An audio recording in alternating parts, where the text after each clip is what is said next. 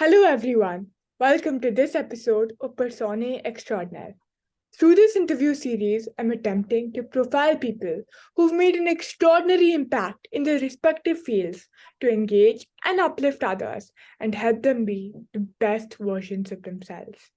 I'm humbled and honored today to introduce to you Ms. Rama Krishnamachari, who is one of the foremost advocates for disability management and equality in India today. She has over 2 decades of experience in the field of disability inclusion and equality and has specialized in the area of disability policy. She has undertaken several studies on the UN Convention on the rights of persons with disabilities and its application in various aspects. Ms. Rama has developed the Disability Inclusion Framework for employment in the corporate sector, which has been recognized nationally and internationally. She led the development of HR manual called Value Route to Business Success, the why and the how of employing people with disabilities, which was published by the Confederation of Indian Industry, also known as CII. This is today a reference book used by NGOs and the corporate sector. Ms. Rama has developed training modules and conducted several trainings in the area of disability for many stakeholder groups and is a trusted advisor to many organizations and diversity professionals. Welcome, Rama ma'am. It's a pleasure to have you here today. Thank you, Zen. So, to start off, I'd like to ask you a fun fact about yourself. This can be a favorite hobby, food, or anything else. Okay. So my favorite pastime, you could say now, I do watch a lot of movies, web series in the Netflix, Amazon Prime. So that's my hobby and my pastime as well. That's very interesting, ma'am. And if I may ask, what's your current favorite movie or show? I ask because I'm a huge Netflix buff myself, and I'd love to add on to my watch list. Okay. What did I watch last? I watched this series called Kaki, which is a new Netflix series based on a police officer from IPS officer from Bihar who caught the terrorist. It's like a biopic series. That was very nice. That was good. That was my last I watched, and I really liked it. I'll definitely look into that. It sounds very interesting. Mhm. So it's really sorry. No, I It's just put really it on silence. yeah. Yeah. It's really Yeah. rare that career paths follow a straight line from where they started to where they are today. Could you please share a little bit about your own journey? Who or what was your inspiration? And some interesting experiences along the way that shaped you as a person? Hmm. So, my mother was in the social sector, and I was kind of always wanted to work in the social sector. Typically, I'd want to do something good for the country, and that was my need. And actually, I went with the flow. And interestingly, the journey that I took, because of this need that I had internally, somehow the journey worked out because I joined first an alternate school called Mirambika in Delhi, which is an alternate school. And I kind of really liked, and I said, I would also like to do something more, train myself in education. That is when I joined Spastic Society, where I studied special education, and I worked for 7 years there. And I was very inspired by, uh, the professionals there. There was one Gloria Barrett who was heading Spastic Society at that time. I was quite impressed with the person that she was and the professionalism that she brought in the work.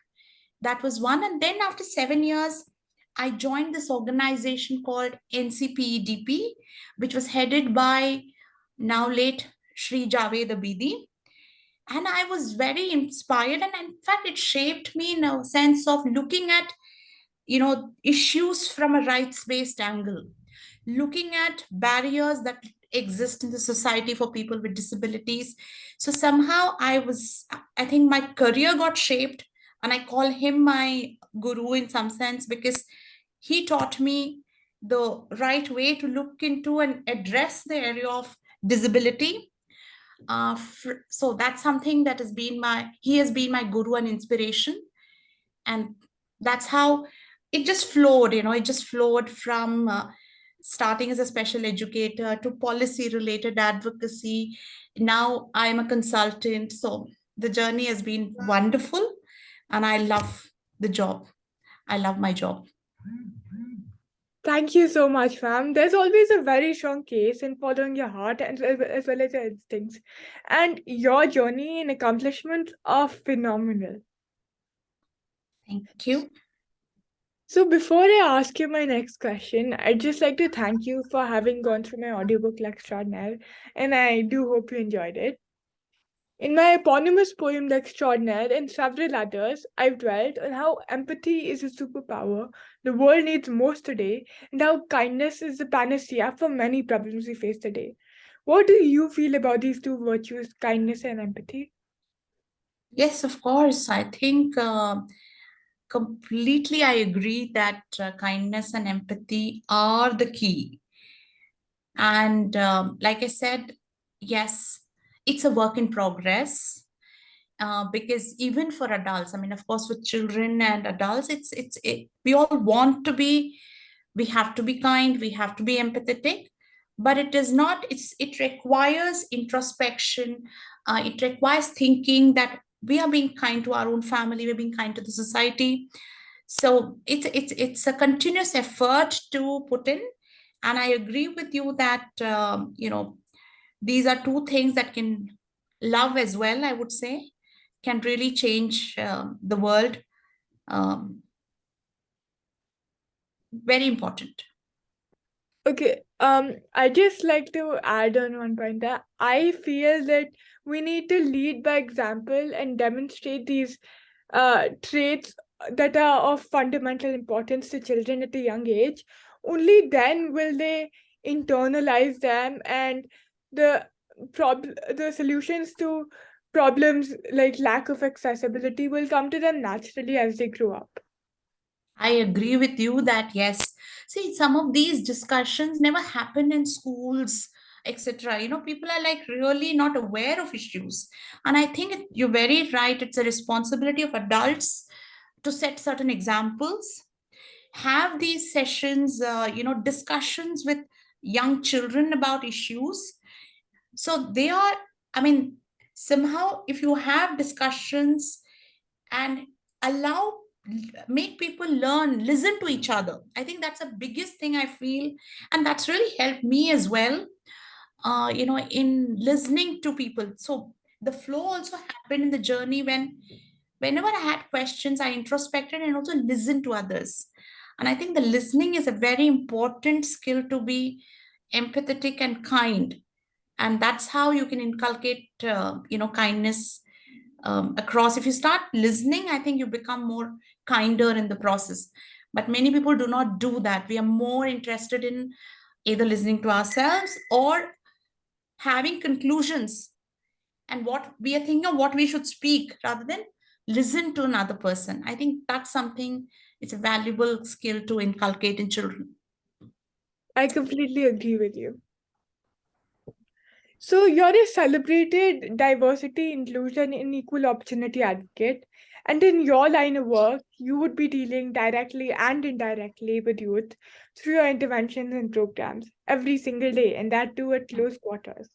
In what way do you think the pandemic has exacerbated the mental health crisis for people with visible and invisible disabilities in this generation of youth? Yes, pandemic was a big thing for everyone, and people, because see what is happening. Like I said, you said I deal with youth more than young children, the working population in some sense. A lot of people in Bangalore, they come and stay alone, for work. They are not living with their parents. And during pandemic, living alone with no social support, and you're not even going to office, you're all working from home, no help at home. It did lead to a lot of mental health issues for a lot of people. But at the same time, the whole work from home, which was not available earlier, though possible, but work from home was not given to people in general. So this pandemic also helped in people who had difficulty traveling. The work from home became a kind of a norm. So people accepted work from home requirement as a, is not as a special thing to do, but as something that everyone can benefit from work from home. So that has been a positive thing. A lot of people who had anxiety meeting a lot of people outside, they also felt very comfortable, sitting at home and working. So it had its small benefits as well in the employment of people with disabilities or people with difficulty. And yes, I should also say that a lot of people also lost their jobs. See, IT sector was to great extent, because most of the clients that I work with are from IT sector. It's slightly more protected, but in many other industry, the people lost their jobs. So things are getting back, but yes, it has been difficult. It had certain positive outcomes as well. That's a very interesting perspective, ma'am. And thinking back, I too feel that amidst the issues that the pandemic has brought in its wake, the leverage of technology, opportunities to Mm. use social media platforms for social good, and engaging seamlessly beyond the borders with like minded people across the world, and in general, just learning and practicing the values of gratitude and kindness were definitely some of the positives. Definitely. So you've been associated with Diversity and Equal Opportunity Center, DEOC, which offers consulting, research, and training services to corporate and developmental and government organizations to promote equality and inclusion for persons with disabilities. Could you tell us about some of the exciting and exemplary initiatives being undertaken by DEOC? Okay. So, yes, DOC is a consulting organization. Our main areas of work are accessibility, policy development, training, and research. Some of the biggest things that we have done, for example, accessibility. If you look at accessibility, it was always seen as a separate thing to do. So National Building Code, which is like the Bible for construction industry, would have accessibility standard only as an annexure. So people are architects or any construction people will look at the annexure and say, okay, only they will look at the annexure if they're building a rehabilitation center or special school. They would never look at the annexure for building, say, a workspace or a school or a mall. So what we felt was that why should accessibility be just an annexure, or it should have a separate guideline? This National Building Code, which is like two huge volumes, there is chapter on lifts, there is chapter on plumbing, there's chapter on playgrounds, landscape. We should ensure that accessibility is part of every chapter. So that we had done in terms of an extensive research in ensuring that accessibility gets added in every chapter. So I think that's a big, achievement, and I'm very proud of the fact that 80% of our suggestions got included. So somewhere today, um, all the construction, because they want to comply with an NBC, it's kind of accessibility is taken more seriously. And also there's a recognition that accessibility in construction field, you have several consultants working. You would have plumbing consultant, landscape architect, lift consultant, fire consultant. So in some sense, accessibility is also one of the aspects that has got added. We also, other thing that we have done, which would have a larger impact, is we had researched, you had mentioned about the UN Convention on the Rights of Persons with Disability and its application. We had worked extensively on RPWD Act, the Rights of Persons with Disabilities Act. Today, India has a legislation. We had done a manual and trainings on RPWD Act to different stakeholders. So that has been a very, very impactful and a useful effort educating different stakeholders on the legislation. So these are some of the, work that I can recollect, which I'm very happy about. This is such amazing work, ma'am, and I must applaud you for the same. I personally feel that one of the biggest things that we do not have in India is the concept of support groups and the partnerships you spoke of just now. Hmm, true. Finally, could you please share some parting pearls of wisdom with our listeners on how we can make this world a kinder and more inclusive place to live in? See, first is awareness. It's important that people, become aware of different aspects of diversity, learn about it. Knowledge is very important. Knowledge is empowering. So that is where I think I would say focus a lot on creating awareness, starting at the right age in terms of schooling, curriculum. There is discussion, not just like chapter on that doesn't really work, but having discussions. And I'm so glad that you know you have, for instance, taken up this very important role of educating people through your poetry or through your interviews. And I would want to see many more young people, because young people can talk to young people. That's also a good way. And teachers playing a very, very, see how teachers behave or treat makes a lot of difference, because children also mirror the qualities of the teacher. When you say your teacher is inspiration, or I have had inspiration, I've actually mirrored their behavior. So it's very important that teachers focus on that. Many of the teaching curriculum does not even include these aspects of social aspects, whether it is disability. Teachers training curriculum has nothing on that, or it could be just an additional paper. So somewhere they are very focused on teaching their mindset. So a lot of these are mindset issues. So teachers come from the society and have the same mindset issues, which affects. So I think awareness is the key, and teachers can play a very crucial role. People like you who are playing a very crucial role, I would like to see more.